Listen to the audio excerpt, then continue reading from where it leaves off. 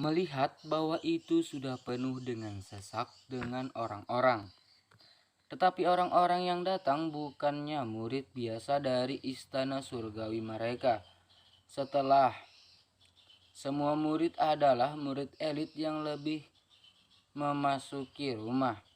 Selain itu, pelayanan dari berbagai istana atau aula telah tiba. Tapi tidak ada yang berbicara terlalu banyak, tetapi menemukan tempat duduk dan duduk bersila.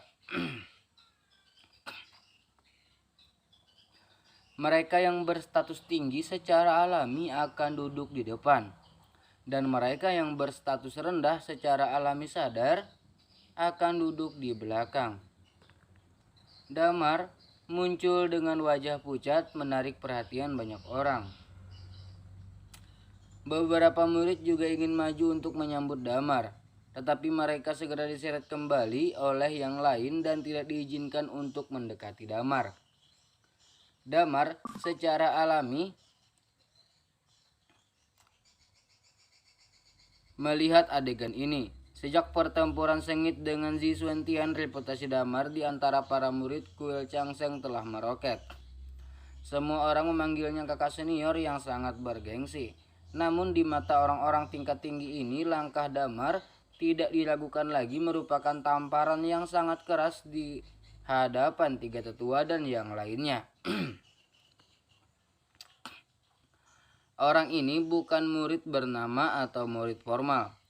Di Tianggong, antara tiga kepala dan Damar, mereka harus memilih tiga kepala. Terlalu banyak kontak dengan Damar saat ini tidak diragukan lagi dikembalikan ketiganya. Tidak ada yang berani berbicara. Damar tidak banyak bicara, berjalan ke kursi terakhir sendirian dan duduk. Batuk, batuk, batuk, dia terus batuk, terlihat sangat buruk dan dia bahkan bisa melihat darah ketika dia batuk sangat parah. Damar ini terlihat sangat buruk. Saya mendengar dari murid tercinta Wuzun Chang bahwa Wuzun Chang telah membuat diagnosis untuk Damar. Organ internal Damar sekarang membusuk oleh racun hidup dan dia masih bisa bertahan hidup.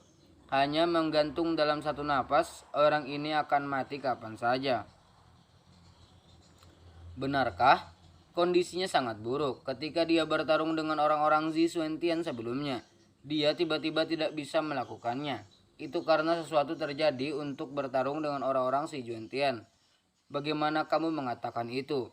Saya mendengar bahwa Damar diracuni dengan racun hidup. Ketika dia bertarung dengan orang-orang Ziswentian, racun itu terus menyala. Dan dia tidak bisa menahan diri. Sangat buruk sehingga semua organ dalam terkorosi. Tetapi dia tidak tahu bahwa Damar saat ini adalah orang yang sakarat. Begitu. Banyak orang berbisik dan berdiskusi secara diam-diam. Damar mendengar sesuatu secara samar tetapi tidak banyak bicara. Pada saat ini pemandangan tiba-tiba menjadi jauh lebih tenang. Damar sedikit mengernyit. Tepat saat ini dia melihat sekeliling sebuah suara tiba-tiba datang dari belakangnya. Kamu Damar kan? Damar menoleh ke belakang tetapi melihat seorang pria parubaya bekekar dengan janggut dan karakter nasional berdiri di belakangnya.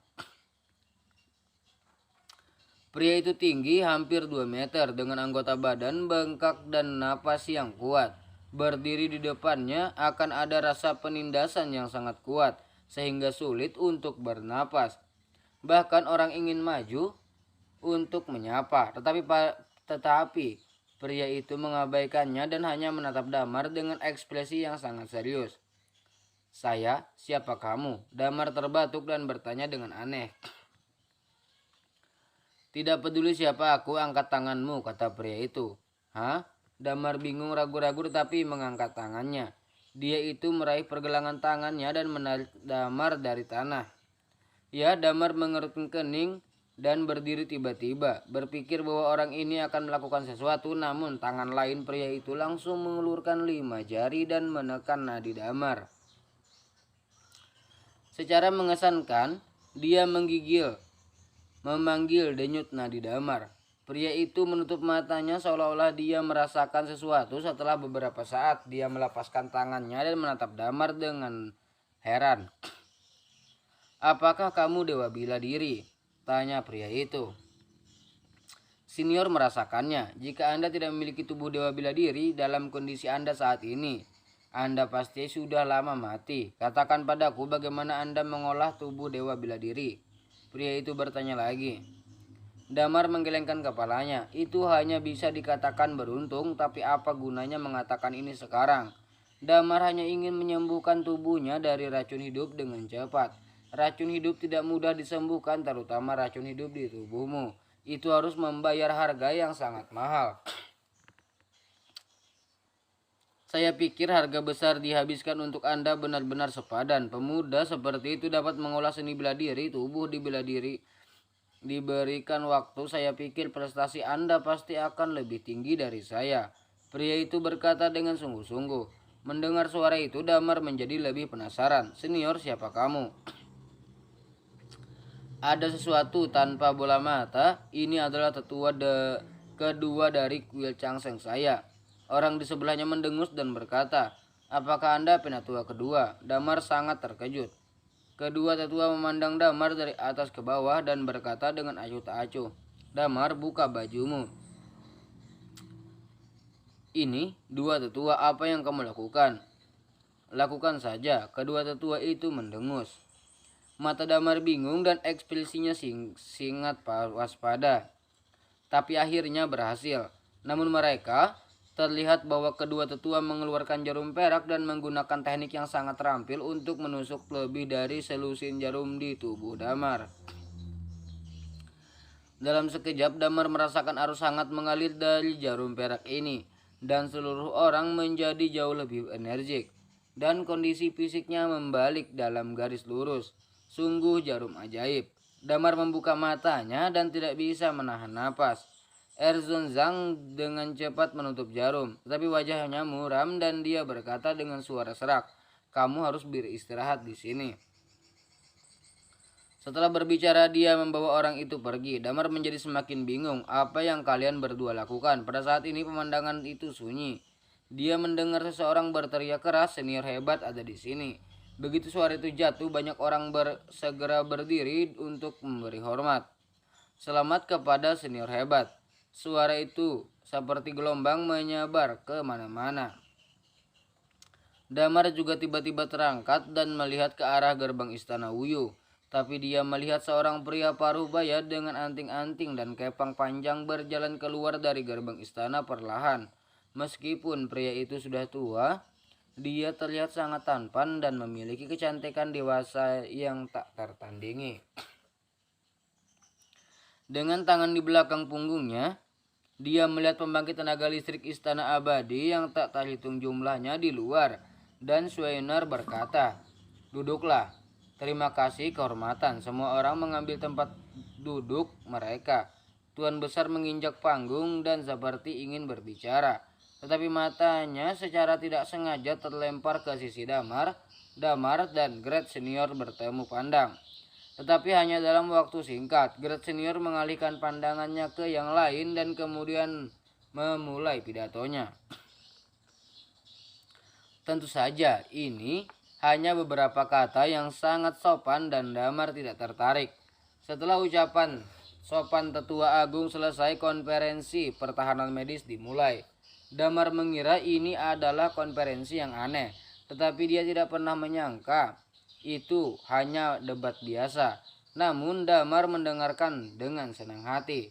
Tema konferensi pertahanan medis adalah kedokteran dan seni bela diri. Orang-orang di tempat kejadian semuanya adalah dokter seni bela diri yang kuat. Mereka mendapat unik tentang kedokteran dan seni bela diri.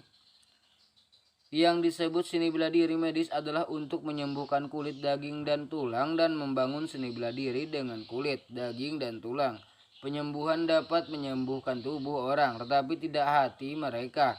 Tapi saya pikir itu dapat menyembuhkan pikiran orang. Kita perlu menggunakan kekuatan, oleh karena itu obat-obatan dan seni bela diri tidak dapat dipisahkan. Salah satu penguasa istana berdiri dan berbicara dengan fasih. Beberapa orang membantah, beberapa orang setuju, dan beberapa berdiri untuk mempertanyakan. Tempat itu sangat hidup. Pada saat ini, Grade Senior tiba-tiba mengalihkan pandangannya ke arah Damar. Di mana murid Damar, katanya dengan suara serak. Ketika suara ini keluar, pemandangan agak sepi. Tidak ada yang mengira bahwa senior bahkan akan tiba-tiba mentransfer kata-katanya ke Damar. Untuk sesaat mata semua orang terfokus pada masa lalu.